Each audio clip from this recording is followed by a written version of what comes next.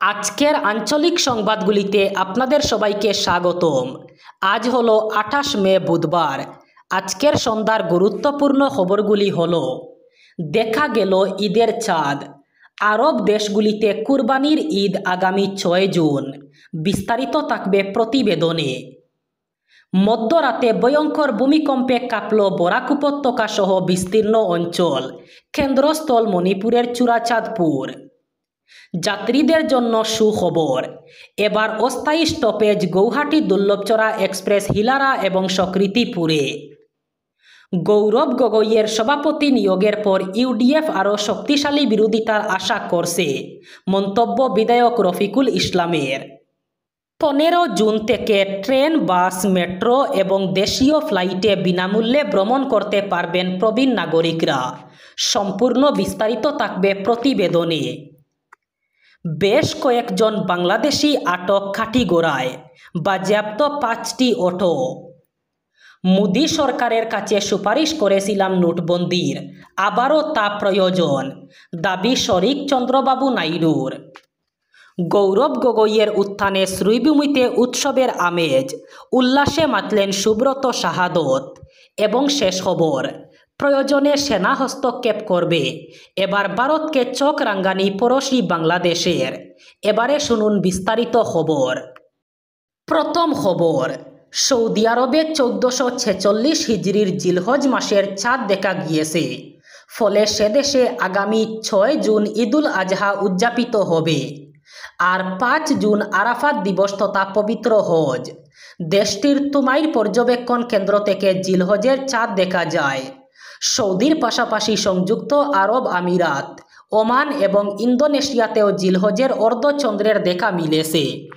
2 পবিত্র মসজিদ ভিত্তিক ওয়েবসাইট ইনসাইড দ্য হারামাইন জানিয়েছে, চাঁদ দেখা যাওয়ায় আজ অর্থাৎ বুধবার থেকে শুরু হয়েছে জিলহজ মাস। 9 জিলহজ অর্থাৎ আগামী 5 জুন আল্লাহর মেহমানরা আরাফাতের ময়দানে উপস্থিত হবেন।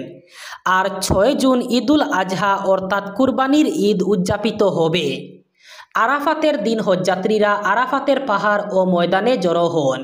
ওই দিন তাদের লাব্বাইক আল্লাহুম্মা লাব্বাইক ধ্বনিতে মুখরিত হয় আরাফাতের প্রান্তর। হজের দ্বিতীয় দিন আরাফাতের দিন পরে যারা হজ পালন করেন না তাদের অনেকে সেদিন রোজা রাখেন। মধ্যরাতে কেঁপে উঠল বরাক উপত্যকা সহ পার্শ্ববর্তী বিভিন্ন এলাকা। ভূমিকম্পে কাঁপল গোটা আসাম।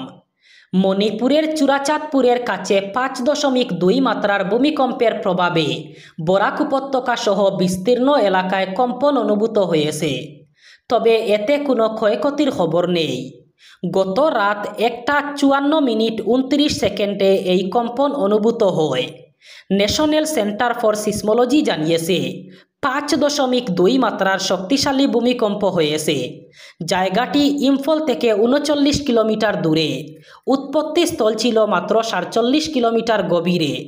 এত কম গভীরে হওয়ায় একই মাত্রার ভূমিকম্পের চেয়ে এর প্রভাব বেশি ছিল। হাজার হাজার নিত্য দৈনিক যাত্রীর ভ্রমণ সমস্যা লাঘবের লক্ষ্যে একটি প্রশংসনীয় পদক্ষেপ হিসাবে উত্তর পূর্ব সীমান্ত রেলওয়ে হিলারা এবং সকৃতিপুর স্টেশনে গৌহাটি দুর্লভচড়া গৌহাটি এক্সপ্রেসের জন্য একটি অস্থায়ী স্টপেজ ঘোষণা করেছে। বরাক উপত্যকার পরিবহন অবকাঠামোর জন্য একটি গুরুত্বপূর্ণ ধমনী কাঠিগড়ার গেমন সেতুতে চলমান মেরামত কাজের প্রতিক্রিয়ায় এই সিদ্ধান্ত নেওয়া হয়েছে এবং এটি প্রতিক্রিয়াশীল ও অভিযোজিত জনসেবার দিকে একটি উল্লেখযোগ্য অগ্রগতি। 28 মে অর্থাৎ আজ থেকে শুরু হওয়া হিলারা এবং সকৃতিপুরে 45 দিনের জন্য সংক্ষিপ্ত কিন্তু গুরুত্বপূর্ণ বিরতি অন্তর্ভুক্ত করা হয়েছে। এই পদক্ষেপ কেবল স্থানীয় যাত্রীদের জন্য একটি স্বাগত স্বস্তি নয়, বরং লজিস্টিক চ্যালেঞ্জের মধ্যেও অব্যাহত সংযোগ নিশ্চিত করার জন্য রেলওয়ের প্রতিশ্রুতির একটি প্রদর্শন। গৌরব গগৈকে আসাম কংগ্রেসের নতুন সভাপতি হিসাবে নিযুক্ত করার পর ইউডিএফের সাধারণ সম্পাদক বিধায়ক রফিকুল ইসলাম আসামে একটি শক্তিশালী বিরোধী ফ্রন্টের আশা প্রকাশ করেছেন। গৌরব গগৈ যদি কঠোর পরিশ্রম করেন তাহলে তারা একসাথে বিজেপিকে পরাজিত করতে পারবেন। রফিকুল ইসলাম গগৈকে তার নতুন ভূমিকার জন্য অভিনন্দন জানিয়ে বলেন, তিনি উচ্চ আসামে কংগ্রেসের পারফরম্যান্সের উন্নতির জরুরি প্রয়োজনীয়তার কথাও তুলে ধরেন। উল্লেখ করেন যে দলটি গগৈয়ের নিজ জেলায় কোনো আসন পায়নি এবং সাম্প্রতিক পঞ্চায়েত নির্বাচনে পরাজয়ের মুখোমুখি হয়েছে। তিনি বলেন, গৌরব গগৈয়ের নিজ জেলা উচ্চ আসাম অঞ্চলে কংগ্রেস 0 আসন জিতেছে। এমন কিছু এলাকা আছে যেখানে পঞ্চায়েত নির্বাচনে কংগ্রেস একটিও আসন জিততে পারেনি। তিনি আশা করেন গৌরব কঠোর পরিশ্রম করবেন এবং সেখানে বিজেপির জন্য একটি শক্তিশালী প্রতিদ্বন্দ্বিতা তৈরি করবেন। জুন থেকে প্রবীণ নাগরিকরা বিনামূল্যে ভ্রমণ করতে পারবেন। এই সুবিধার জন্য আধার কার্ড, পেনশন বই অথবা পরিচয়পত্রের প্রয়োজন। ট্রেন, বাস, মেট্রো এবং দেশীয় ফ্লাইটে এই সুবিধা পাওয়া যাবে। প্রবীণদের প্রতি মাসে বিনামূল্যে ভ্রমণের সুবিধা দিতে ভারত সরকারের তরফে নাকি এমন উদ্যোগ নেওয়া হয়েছে, এমনই দাবি করে একাধিক খবর প্রকাশিত হয়েছে। হরিয়ানার ফরিদাবাদ পুর সংস্থার ওয়েবসাইটেও এমন দাবি করা হয়েছে। জানা যাচ্ছে ওই ওয়েবসাইটটি ভুয়ো এবং সন্দেহজনক। তাদের তরফে যে দাবি করা হয়েছে, অর্থাৎ প্রবীণ নাগরিকদের বিনামূল্যে ভ্রমণের দাবিটিও মিথ্যা। প্রবীণ নাগরিকদের বিনামূল্যে ভ্রমণের সুযোগ সংক্রান্ত কোনো রকম বিজ্ঞপ্তি ভারত সরকারের তরফে প্রকাশ করা হয়নি। সরকারিভাবে কোনো ঘোষণাও করা হয়নি। তাই এ ধরনের গুজবে কান না দেওয়াই ভালো। কাটিগড়া থেকে বাংলাদেশের নাগরিককে আটক করল পুলিশ। কাটিগড়ার জালালপুর অঞ্চলে গত রাতে সন্দেহজনকভাবে ঘোরাফেরা করতে 5টি অটোকে আটক করে তল্লাশি চালান স্থানীয় জনগণ।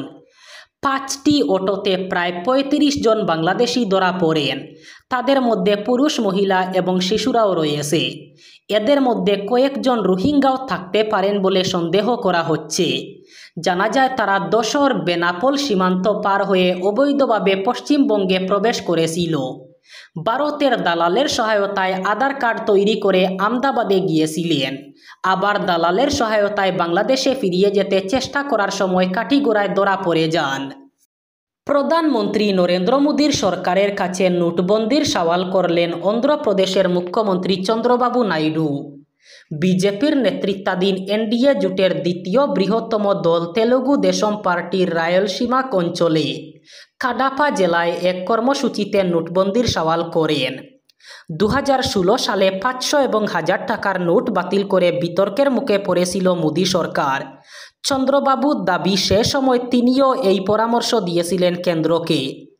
নোটবন্দির 1 দশক পরে অন্ধ্রের মুখ্যমন্ত্রীর দাবি, 500-1000-এর মতো বড় নোটের ব্যবহার বন্ধ করা হলে প্রশাসন, রাজনীতি সহ বিভিন্ন ক্ষেত্রে দুর্নীতি কমবে। তাই তিনি ওই সুপারিশ করেছিলেন। চন্দ্রবাবু বলেন, দুর্নীতি বন্ধ করার জন্য সমস্ত ক্ষেত্রে পুরোপুরিভাবে ডিজিটাল মুদ্রার ব্যবহার চালু করা উচিত। অসম প্রদেশ কংগ্রেসের সভাপতির পদে গৌরব গগৈয়ের নিযুক্তিতে শ্রীভূমি জেলার রাজনীতিতেও সঞ্চার করেছে এক নতুন উদ্দীপনা এবং উৎসাহের জোয়ার। কংগ্রেসের আদর্শে বিশ্বাসী শ্রীভূমির বহু নেতাকর্মীর কাছে গৌরব গগৈ দীর্ঘদিন ধরেই অনুপ্রেরণার প্রতীক। তাই তার এই ঐতিহাসিক রাজনৈতিক সাফল্যে আনন্দে উদ্বেল হয়ে ওঠেন জেলার বিশিষ্ট কংগ্রেস নেতা সুব্রত দে এবং সাদত আহমেদ চৌধুরী। প্রদেশ সভাপতি হিসাবে গৌরব গগৈয়ের নাম প্রকাশ হওয়ার পর শ্রীভূমি শহরের প্রাণকেন্দ্র ইন্দিরা ভবনের সামনে এক জমকালো অনুষ্ঠানের মাধ্যমে তারা উদযাপন করেন গৌরব গগৈয়ের সভাপতি পদে অভিষেক। ডাক, ডুল, বাজি, পটকা আর মিষ্টি বিতরণের মাধ্যমে গোটা শহরে ছড়িয়ে পড়ে আনন্দের রোশনাই। এবার শেষ খবর। বছরের পর বছর ধরে বিভিন্ন কারণে বাংলাদেশ থেকে কয়েক লাখ মানুষ চোরা পথে ভারতে অনুপ্রবেশ করে এখানেই বসবাস করছে।